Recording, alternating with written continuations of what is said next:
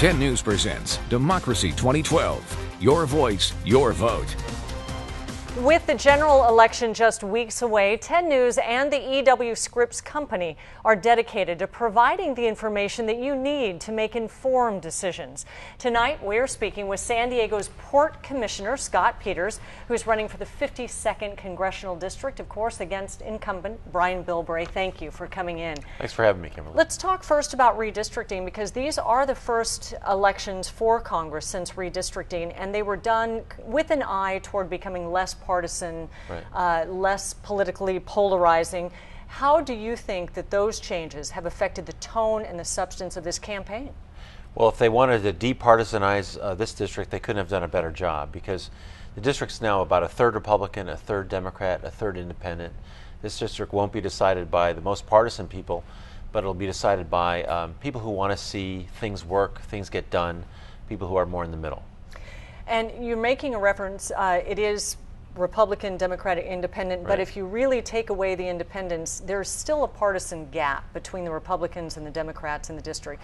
As a candidate, as an elected official, if you were to get in, how are you going to bridge that divide right now that still is, it is partisan? I'm the first Democrat to ever have represented the first district on the city council, which is La Jolla, University City, Carmel Valley, and Penasquitos.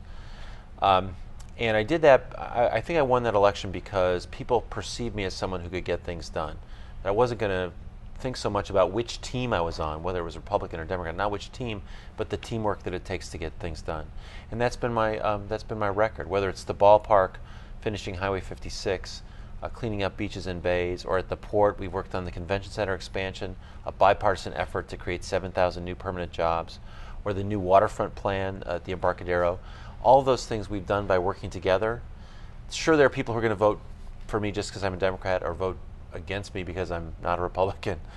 You know, we have those people, but in San Diego, and particularly in this district, people want to see a government that works, and that we're just not seeing that from DC.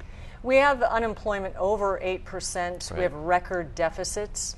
So in this district right now, what is it? What's more important, bringing down the deficit or spending money to create jobs, and can we do both?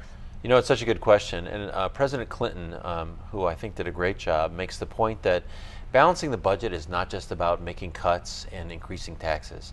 It's about growing the economy. So if we think about it that way, I think it's really helpful in terms of getting the country back on the right track. We know we can balance the budget the right way through a compromise. You know, everyone working together to make a solution. But we have to make those investments that make the economy go, like infrastructure, roads, bridges, our border crossing. Mexico's done with their side. We need to finish our side. That would get people to work right now. Education, I'm a product of financial aid. The cost of a public education, public university education, has gone up 350% since I was in school 30 years ago. It makes it hard for a family. We ought not to be cutting financial aid and grants and things like that at this time, because we can't compete in a brain power economy unless we educate our kids. And scientific research. You know, we've really prospered because of Qualcomm, which was a scientific innovation. A lot of those things are funded by the federal government through the National Institutes of Health. Torrey Pines Mesa, they're curing Alzheimer's or cancer.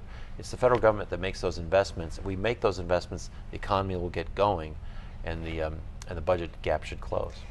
This tough economic time that we're referring to has kind of changed the debate toward fiscal responsibility. How will you convince the voters that you're the right person for that? Well, a couple ways. First of all, if you look at Congress now, I don't think anyone can lay claim to fiscal responsibility. I mean, they're borrowing 40 cents out of every dollar we spend, and Congress won't come together to negotiate the kind of deal, the kind of compromise that we need to make the government work. In fact, my opponent, Mr. Bilbray, has pledged never to raise taxes on anybody one dime, no matter how wealthy they are. You know, I think I like the idea of a combination of spending cuts and revenue increases, not stopping the subsidies for big oil that have never been more profitable. Let's take that kind of approach and make it work. We've done that at the port, for instance. Recently, we had to cut our workforce by 15%. And we had to lay off a lot of management. Well, we did it working with people together. We got our credit rating upgraded. All right. Thank you, Mr. Peters, for your time. And the general election is November 6th.